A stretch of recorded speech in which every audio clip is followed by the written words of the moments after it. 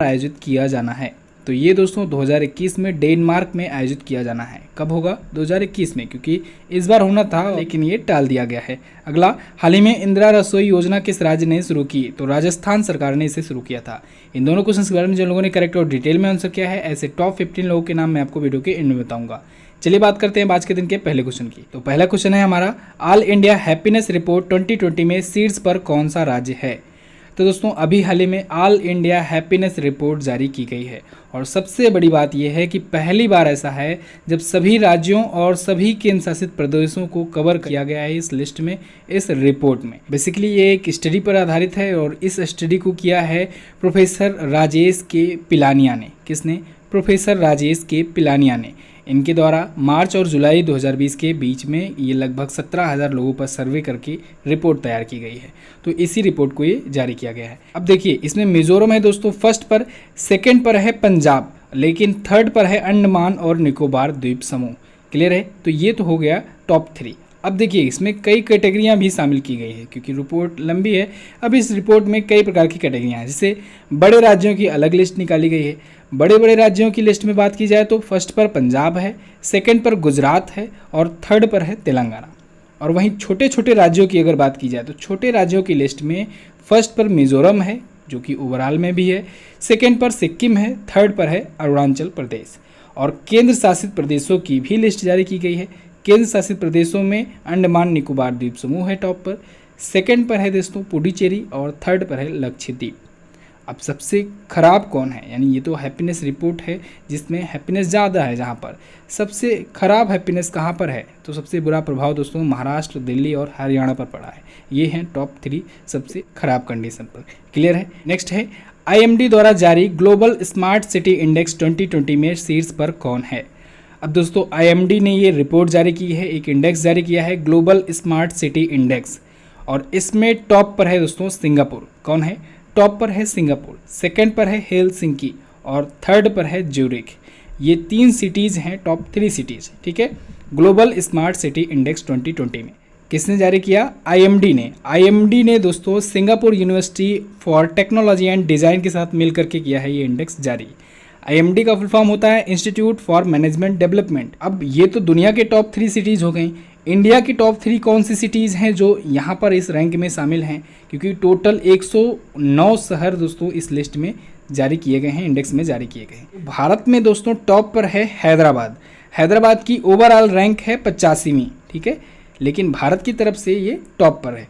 भारत की तरफ से सेकंड पर है दिल्ली और दिल्ली की ओवरऑल रैंक है 86वीं, हैदराबाद के जस्ट बगल। उसके बाद दोस्तों मुंबई है तीसरे नंबर पर भारत में, ओवरऑल है इसकी रैंक 93। क्लियर? तो ये हो गई हम लोग की ये पूरी की पूरी इंडेक्स की रिपोर्ट। अब बात करते हैं कुछ पुराने इंडेक्स जो जारी किए गए हैं, क्योंकि अभी आप देख रहे हैं पिछले दिनों में कई इंडेक्स और रैंकिंग से रिलेटेड क्वेश्चन आए हैं। एक तो आया था ह्यूमन कैपिटल इंडेक्स, अभी हाल ही में जारी किया था वर्ल्ड बैंक ने। इसमें भारत की पोजीशन थी 116वीं, इसको याद रखना है। ग्लोबल इनोवेशन इंडेक्स जारी किया गया था जिसमें भारत 48वें स्थान पर है।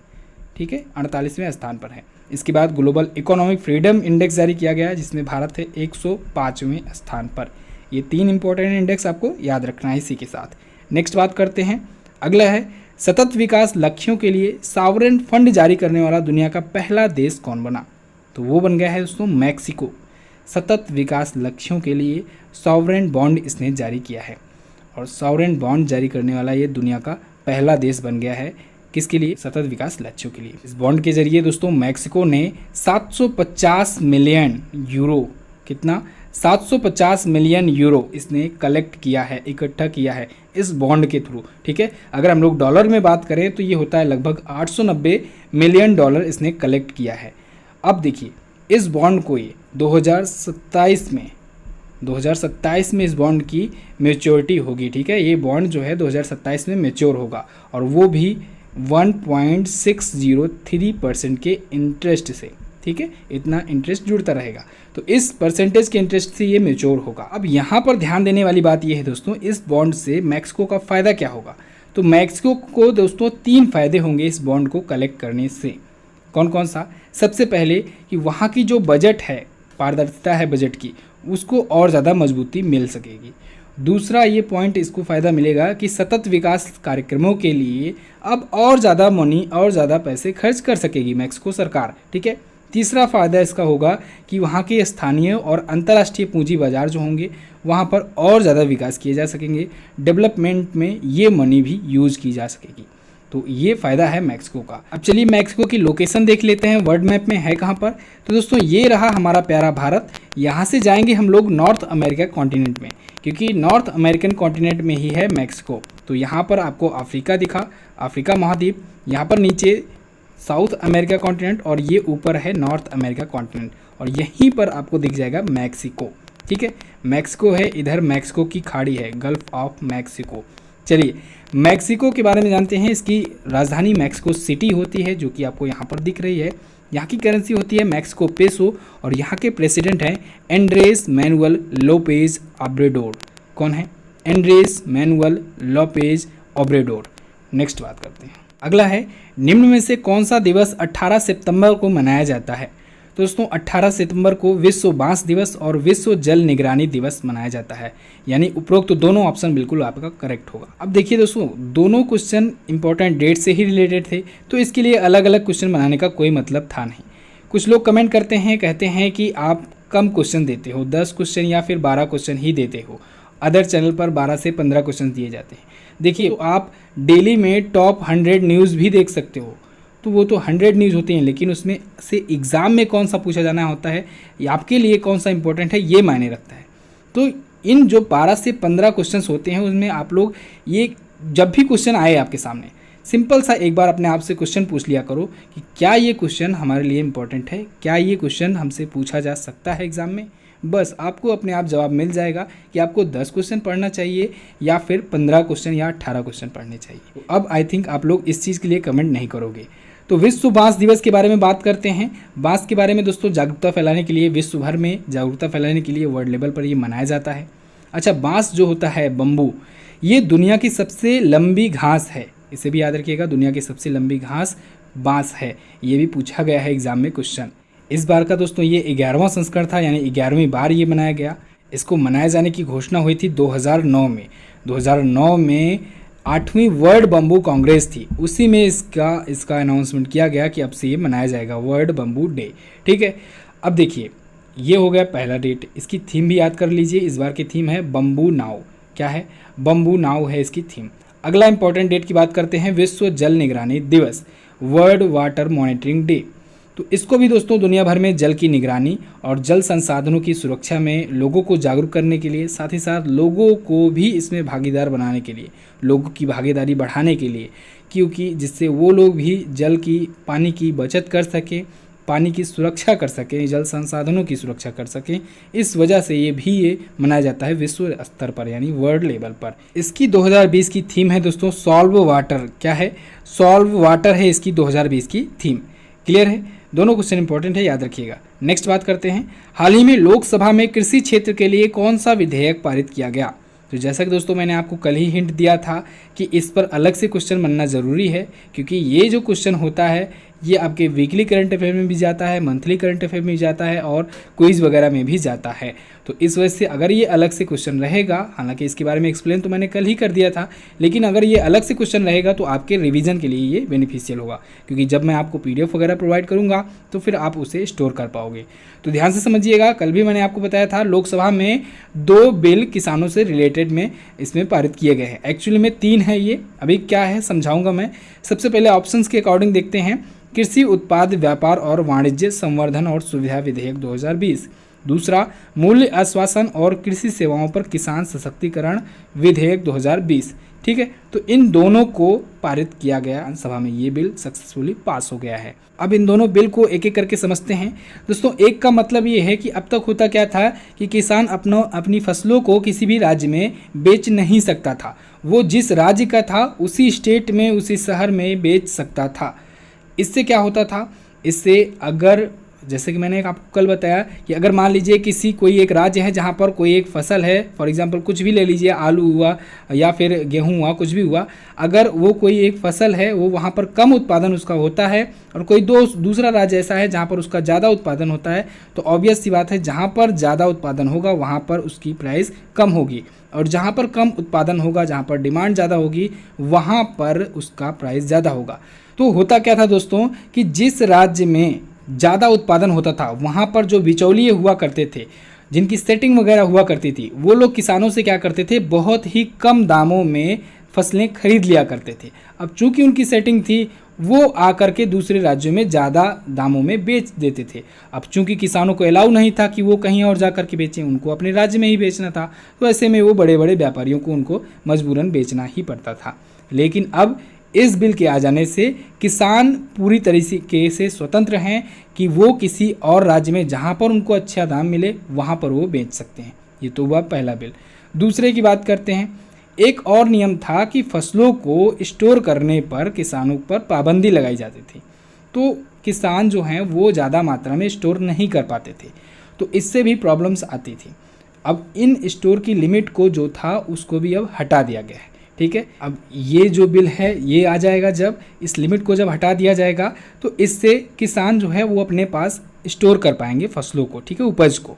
अब यहाँ पर लोगों का डाउट है, लोग ये सोच रहे हैं कि फिर इससे क्या होगा कि इससे डंपिंग ज़्यादा बढ़ जाएगी, यानी जिसके पास फसल रहेगा वो फसल की डंपिंग कर लेगा और अनाजों की डंपिंग कर लेगा और उनको बेचेगा नहीं, फिर बाद में वो एक साथ निकालेगा। ठीक है, लेकिन ऐसा नहीं होगा। कैसे? देखिए, जैसे होता क्या था कि जिस राज्य में उपज कम होती थी किसी फसल की, तो वहाँ पर जो बड़े बड़े किसान होते थे वो डंपिंग कर लेते थे। डंपिंग करने से होता क्या था कि छोटे मोटे किसानों को या फिर आम नागरिकों को वो फसल मिल नहीं पाती थी समय पर। लेकिन अब जब ऐसा होगा उनको उन्हीं पर डिपेंड रहना पड़ता था, क्योंकि उन्हीं वही व्यापारी हैं वहाँ पर। लेकिन जब अब ऐसा है कि कोई भी राज्य से वो ले सकते हैं फसल, कोई भी राज्य के किसान उनको फसल दे सकते हैं, तो जिस राज्य में फसल का ज़्यादा उत्पादन होता है वो वहाँ से ले लेंगे उतने दाम में। ठीक है, तो जो लोग डंपिंग किए रहेंगे उनको कोई फ़ायदा नहीं होगा, क्योंकि उसका दाम बढ़ेगा नहीं उस मात्रा में जितना बढ़ता था पहले। ठीक है, तीसरा बिल समझते हैं। तीसरा बिल क्या है? तीसरे बिल के अकॉर्डिंग दोस्तों कि जो भी किसान हैं वो अपनी फसल को किसी भी इंडस्ट्री के साथ, किसी भी कंपनी के साथ उपज के पहले ही बेच सकते हैं। ठीक है, ध्यान रखिएगा, यहाँ पर खेत बेचने की बात नहीं हो रही है, यहाँ पर फसल बेचने की बात हो रही है। इसमें लोगों को कन्फ्यूज़न है और कन्फ्यूज़न पैदा भी किया जा रहा है। तो यहाँ पर सिर्फ और सिर्फ फसल बेचने की बात की जा रही है। इसमें होगा क्या इससे कि किसान जो होंगे वो फसल की पैदावार के पहले ही, यानी कि बुआई के दौरान या बुआई के पहले ही वो फसल बेच सकेंगे, उनको उनका दाम दे दिया जाएगा। फिर वो कंपनी की जिम्मेदारी होगी कि वहाँ पर अपनी टेक्नोलॉजी यूज़ करके या फिर अपने खाद्य वगैरह यूज़ करके वहाँ पर फसल का उपज करें, उत्पादन करें। ऐसे में किसानों को क्या फ़ायदा होगा?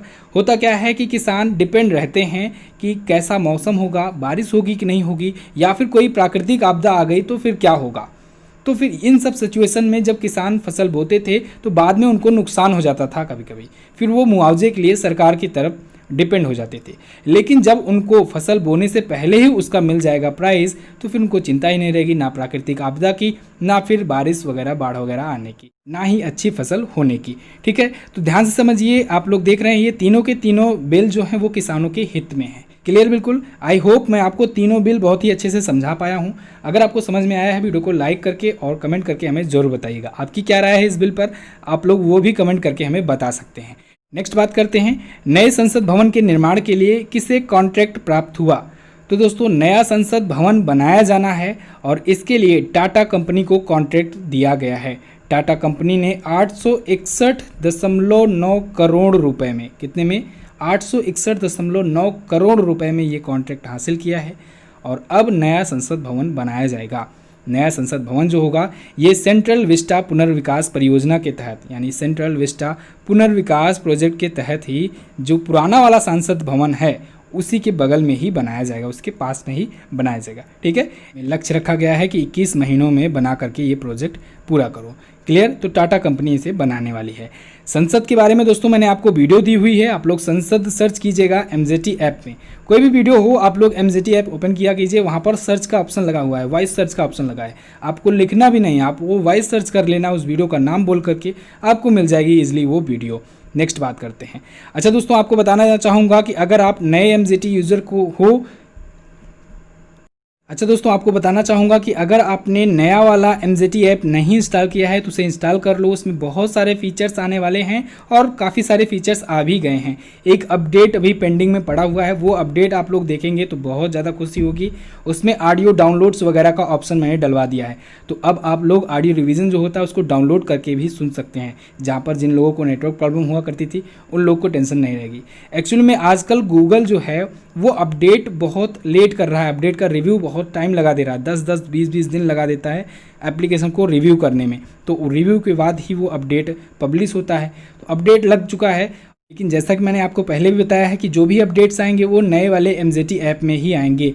तो नया वाला MZT ऐप कैसे चेक करेंगे आप लोग दोस्तों देखिए उसमें कॉइन सिस्टम है या नहीं। कोई भी ई बुक, कोई भी मॉक टेस्ट परचेज करने जाएंगे वहाँ पर पैसों के साथ साथ कॉइन्स भी लिखा हुआ होगा, और जितना बार आप लोग ऐप को शेयर करोगे उतना ज़्यादा कॉइन मिलेगा और उससे आप लोग फ्री में ई बुक वगैरह पा सकते हो। क्लियर है? और नीचे लिंक भी डिस्क्रिप्शन में दिया गया है, उस लिंक पर क्लिक करके भी आप लोग एक बार चेक कर लो। अगर ओपन लिख कर आ रहा है मतलब आप नया वाला MZT ऐप यूज़ कर रहे हो। नेक्स्ट बात करते हैं, हाल ही में किस राज्य सरकार ने स्वच्छता कैफ़े का उद्घाटन किया? तो हिमाचल प्रदेश राज्य सरकार ने दोस्तों स्वच्छता कैफ़े का उद्घाटन किया है। स्वच्छता कैफ़े, इसका उद्घाटन दोस्तों हिमाचल प्रदेश के सोलन जिले के नालागढ़ में किया गया है। ठीक है, इसको बताने की ज़रूरत है नहीं कि इसका काम क्या होगा। इसका काम ये होगा दोस्तों कि इसमें स्वच्छता को ध्यान में रखते हुए परंपरागत तरीके से भोजन दिए जाएंगे, और वो भी बहुत ही किफ़ायती दरों में, बहुत ही किफ़ायती दामों में। ठीक है, इसका संचालन लक्ष्मी एवं दुर्गा महिला स्वयं सहायता समूहों के द्वारा किया जाएगा।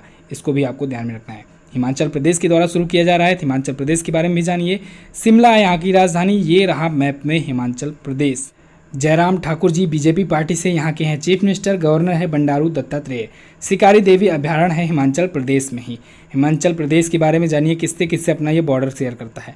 तो हिमाचल प्रदेश दोस्तों लद्दाख केंद्र शासित प्रदेश से, जम्मू कश्मीर केंद्र शासित प्रदेश से, पंजाब राज्य से, हरियाणा राज्य से, उत्तर प्रदेश राज्य से और उत्तराखंड राज्य से अपना बॉर्डर शेयर करता है। हिमाचल प्रदेश के हाईकोर्ट के बारे में बात की जाए तो यहाँ के हाईकोर्ट के चीफ जस्टिस हैं दोस्तों L नारायण स्वामी जी। नेक्स्ट बात करते हैं, अगला, केंद्रीय खाद्य प्रसंस्करण मंत्री का अतिरिक्त प्रभार किसे सौंपा गया? तो आपको कल ही वीडियो में मैंने आपको बताया कि केंद्रीय खाद्य प्रसंस्करण मंत्री जो थी हरसिमरत कौर बादल जी, उन्होंने अपने पद से इस्तीफा दे दिया है। उन्होंने कैबिनेट से इस्तीफा दे दिया, तो अब उनकी जगह पर अतिरिक्त प्रभार सौंपा गया है नरेंद्र सिंह तोमर जी को। ये कौन है? ये दोस्तों केंद्रीय कृषि एवं किसान कल्याण मंत्रालय के मंत्री हैं, और इनको अब केंद्रीय खाद्य प्रसंस्करण मंत्री का भी एक्स्ट्रा चार्ज दिया गया है। क्लियर? नेक्स्ट बात करते हैं, अगला, हाल ही में किस राज्य सरकार ने आर्थिक स्पंदन ऋण वितरण कार्यक्रम शुरू किया? तो अभी हाल ही में कर्नाटक राज्य सरकार ने दोस्तों आर्थिक स्पंदन ऋण वितरण कार्यक्रम शुरू किया। ये बेसिकली एक लोन डिस्ट्रीब्यूशन प्रोग्राम है। इसके तहत होगा ये कि कर्नाटक राज्य सरकार जो है दोस्तों वो टोटल 39,300 करोड़, कितने का? 39,300 करोड़ का लोन बांटेगा। ठीक है, कर्नाटक सरकार के द्वारा इतना लोन बांटा जाएगा। अब इस प्रोग्राम के तहत इसको दो भागों में बांटा जाएगा, एक कृषि क्षेत्र में, एक गैर कृषि क्षेत्र में। अब कृषि क्षेत्र में जो अमाउंट बांटा जाना है लोन के रूप में, ध्यान रखिएगा, बांटा जाएगा लेकिन मुफ्त में नहीं, लोन के रूप में। लोन यानी कि दोबारा चुकाना पड़ेगा, ऋण होगा ये। ठीक है, तो जो कृषि क्षेत्र में दिया जाएगा वो 15,300 करोड़ होगा। 15,300 करोड़ का ऋण का लोन दिया जाएगा कृषि क्षेत्र में, और गैर कृषि क्षेत्र में 24,000 करोड़ का 24,000 करोड़ का लोन गैर कृषि क्षेत्र में बांटा जाएगा। किसके द्वारा? कर्नाटक राज्य सरकार के द्वारा। कर्नाटक भी देख लेते हैं मैप में, ये रहा कर्नाटक। बेंगलुरु यहाँ की राजधानी है, electronic city. BS Yediyurappa BJP party से यहाँ के हैं चीफ मिनिस्टर। वजुभाई वाला यहाँ के हैं गवर्नर। बांदीपुर नेशनल पार्क और नागरहोल नेशनल पार्क है कर्नाटक में ही। अच्छा, कर्नाटक में है दोस्तों गरसोप्पा या जोग जलप्रपात, जिसे हम लोग महात्मा गांधी सेतु भी कहते हैं, इसे भी याद रखना है। किससे किससे अपना बॉर्डर शेयर करता है कर्नाटक? तो कर्नाटक अपना बॉर्डर गोवा से, महाराष्ट्र से, तेलंगाना, आंध्र प्रदेश, तमिलनाडु और केरला से शेयर करता है। क्लियर? कर्नाटक हाईकोर्ट के बारे में जानिए। कर्नाटक हाईकोर्ट के चीफ जस्टिस हैं दोस्तों अभय श्रीनिवास ओका। कौन है? अभय श्रीनिवास ओका जी। अच्छा दोस्तों, एक सूचना देनी थी आपको, नहीं तो बाद में कहोगे बताए नहीं। तीसरा टेस्ट शुरू होगा संडे को। ठीक है, संडे को तैयार रहिए, आज एक दिन का मौका मैंने दिया है। और तीसरा टेस्ट होगा जो टेस्ट होता है लास्ट 1 ईयर का, 2 सेट ऑलरेडी आप लोग दे चुके हो, बहुत पसंद आ रहा है सभी को टेस्ट देने में, आप लोग आगे भी कंटिन्यू करने को कह रहे हो। इस वजह से मैंने डिसीजन लिया है कि अब से हर संडे को आपके लिए लास्ट 1 ईयर का करंट अफेयर का एक टेस्ट लिया जाएगा। कहाँ पर? MZT ऐप पर। तो तैयार रहिएगा कल संडे के दिन 12 बजे दोपहर को। क्लियर? नेक्स्ट है, हाल ही में किसने आज़ादी, फ्रीडम, फेसिज्म, फिक्शन नामक बुक लिखी? तो अभी हाल ही में दोस्तों अरुंधति राय ने, अरुंधति राय काफ़ी जानी मानी लेखिका हैं, इन्होंने आज़ादी, फ्रीडम, फेसिज्म, फिक्शन नाम से एक बुक लिखी है। इस बुक को पब्लिश किया है पेंगुइन बुक्स लिमिटेड ने। तो ये भी इंपॉर्टेंट बुक्स है, इसको याद रखिएगा। आप बुक्स एंड अर्थर पर हमारी वीडियो भी देख सकते हैं, 2 वीडियो इस पर ऑलरेडी मैं बना चुका हूँ। तो बस दोस्तों ये तो थे आज के दिन के top 10 current affair. I hope आपको वीडियो पसंद आई होगी। वीडियो आप लोग लाइक कर दिए होंगे, शेयर भी करोगे वीडियो एंड होने के बाद, और चैनल पर अगर पहली बार आए हो तो सब्सक्राइब भी करके जाओगे। चलिए अब बात करते हैं क्वेश्चन ऑफ द डे की। आज का पहला क्वेश्चन है आपके लिए, भारतीय शास्त्रीय नृत्य की विद्वान कपिला वात्स्यायन जी का निधन हो गया, इन्हें कौन सा नागरिक सम्मान मिल चुका है? ये बड़ा इंपॉर्टेंट क्वेश्चन है। अगला, निम्न में से कौन पोकर स्टार्स का ब्रांड एम्बेसडर है? दोनों क्वेश्चंस के बारे में आपको जो पता हो डिटेल में जरूर आंसर कीजिएगा। वीडियो आप देख लिए हो तो जाओ जल्दी से MZT ऐप पर इसकी क्विज भी सॉल्व कर लो। दोस्तों ऑडियो रिवीजन भी आप लोग कर लिया करो, डेली 5 मिनट का ऑडियो रिवीजन होता है, तो आप लोग 5 मिनटों में समय निकाल करके शाम को ऑडियो रिवीजन कर लिया करो। ऑडियो रिवीजन से आपका बहुत ही बेहतर तरीके से रिवीजन हो जाएगा। आप बैकग्राउंड में प्ले करके कोई भी काम